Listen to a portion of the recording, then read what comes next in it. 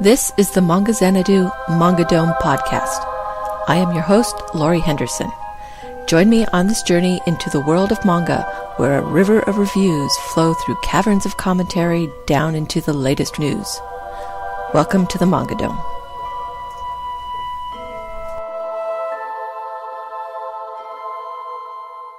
Square Enix shuts down e-manga service. In episode 2 of my podcast, I talked about some of the legal digital manga sites that are available in the US. One of those sites I mentioned was the Square Enix e-manga service. I also mentioned how bad the site was, with its extreme DRM, difficulties just logging into the site, purchasing anything from it, and reading on anything but a Windows machine. I guess Square Enix finally wised up and will discontinue its e-manga service. As of May 23rd, the site will no longer have manga for sale or put up any new volumes. People who have purchased manga from the site will still be able to read their purchases as long as they have the aforementioned Windows machine. It seemed like a good idea when Square Enix first announced its manga store at San Diego Comic-Con in 2010, but it quickly became apparent that Square Enix regarded its customers as thieves with the complicated DRM it put on its site and really didn't want to sell their manga digitally, as making purchases was nigh impossible for many people when you could log on. There is still hope to get Square Enix titles digitally. Last year at New York Comic Con, Yen Press announced it would begin running the digital distribution of Square Enix titles worldwide, starting in winter 2012. Nothing's really happened yet here in the US. Yen Press's website links back to the Square Enix site for digital manga purchases. But with the site shutting down, Yen Press will have to come up with another channel. The big question is, what will that be? Yen Press has been exploring different channels through the Nook and Google Play books besides its usual iOS app, but will Square Enix allow them to go those routes? Considering their draconian DRM, I have my doubts, but I've been surprised before. Yen Press licensed Bloody Cross. And speaking of Yen Press, they made a sneak license announcement on Twitter. Last Friday, on the company's Twitter account, they dropped the announcement of Bloody Cross. It's a Square Enix title coming from the magazine Shonen Gangan, which is home to many of Yen Press's titles, old and new, such as Doubt, Soul Eater and Soul Eater Not, and Spiral: The Bonds of Reasoning. Bloody Cross is about a girl named Tsukimiya who is half angel and half vampire. She and another half-breed, Hinata, join the struggle to find God's Book of Prophecy, an artifact said to be able to dispel the curse of their mixed blood. Along the way, they run into pure-blood angels, a fallen angel, and a half-angel human, and hopefully some vampires. The series started in 2009, and there are 8 volumes out so far. While the story sounds like it might have some promise, my problem is that, like a lot of Yen Press's other Square Enix shonen licenses, it's going to lead toward the ecchi side, and that doesn't interest me at all. If the story is good enough, I can ignore these elements, but that hasn't been my experience with a lot of Yen Press's other Square Enix titles. I'm taking a wait-and-see attitude with this one. While not a Square Enix title, I did find this of interest. It appears that Therme Roma, Yen Press's Eisner-nominated title, is available digitally. Volume 1 can be found on the Nook, and Volume 2 is available for pre-order on the Kindle. This split between platforms seems kind of weird, having just one volume available on each, but perhaps Barnes & Noble doesn't have their pre-order up, or Amazon is still working on getting Volume 1 up. Don't know, just thought I'd mention it. Viz Manga Digital Library grows. In their latest newsletter, Viz Media showed the new manga to be coming out on their digital site next week, including 2 brand new titles to the site, Black Cat and Case Closed. Black Cat is a 20-volume shonen series that was released in print from 2006 to 2009. It is about a former assassin, Train Hartnett, who is now a sweeper or bounty hunter. With his partner, Sven Volfield, they try to make a living hunting bounties. But Train's past, in the form of Creed Diskenth, another former assassin, comes back to haunt him. I really enjoyed the manga series, even though I only just recently finished reading it. I wasn't impressed so much with the anime, except for the opening. Awesome animation and music. Case Closed, or as it's known in Japan, Detective Conan, is an ongoing murder mystery series, and is currently at 79 volumes and counting. The series is published in Weekly Shonen Sunday, and is just the kind of series to be put on digital. I love murder mysteries, but I dropped Case Closed for a number of reasons. Chief being, I hate that they changed the names. Shinichi is Shinichi, not Jimmy. I don't care that Gosha Ayoma, the creator of the series, asked for the changes. I don't like them. The other reason being, it's so long. I can't fit all of them and One Piece on my bookshelf, but Detective Conan's 80 volumes will fit perfectly on my digital bookshelf. I'm thrilled Viz was finally able to get this Shonen Sunday series on their site. Even though I hate the name changes, I still love Shinichi and Ran and the Quickie mysteries. I may be tempted to start picking them up again.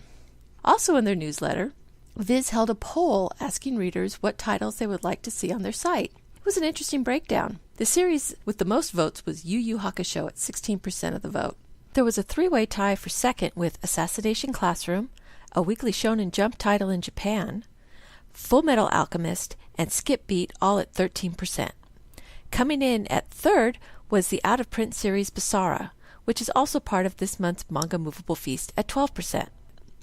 07 Ghost, a recent license rescue from Go Kami, came in fourth with 9%.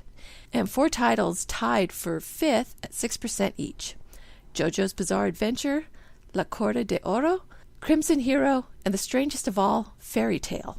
This goes back to my statement in an earlier podcast that readers don't always pay attention to who is publishing what.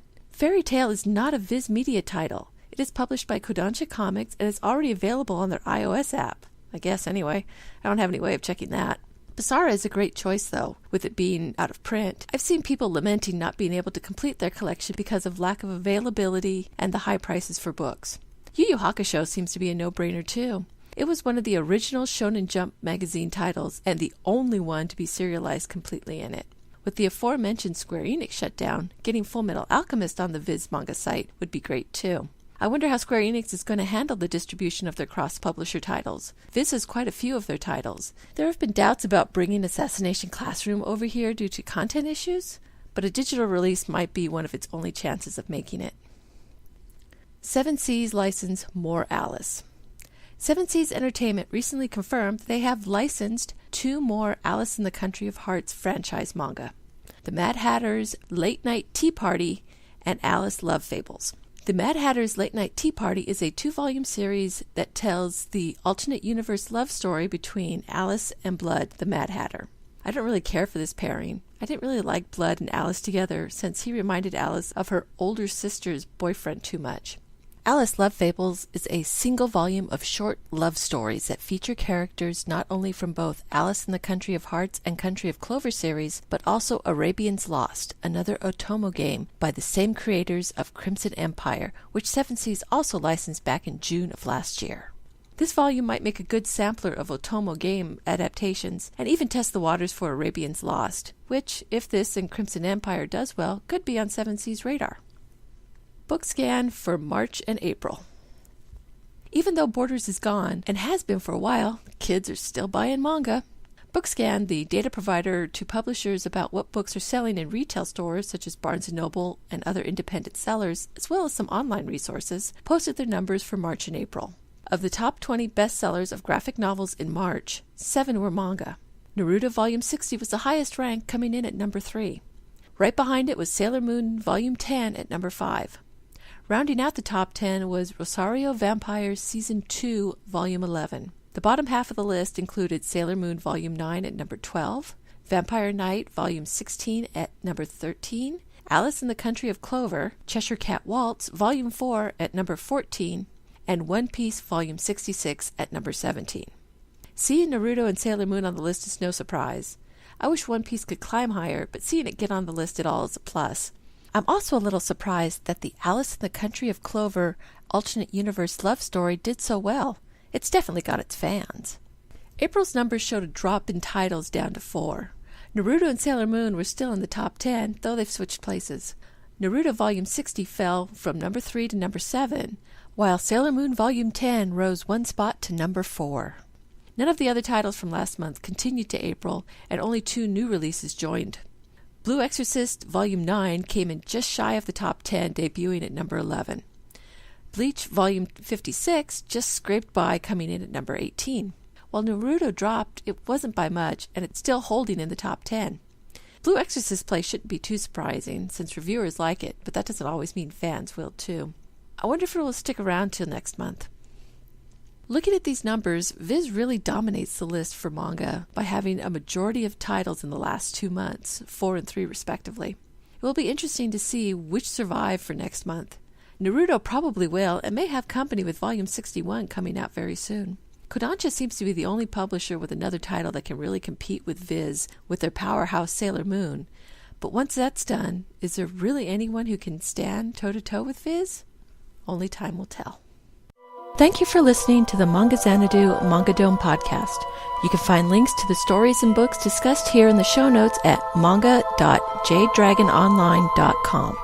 You can email me with any questions at xanadu@jadedragononline.com or leave a comment on this post. Rate me on YouTube and follow me on Twitter at Manga Xanadu, all one word. Until next time, farewell from the Manga Dome.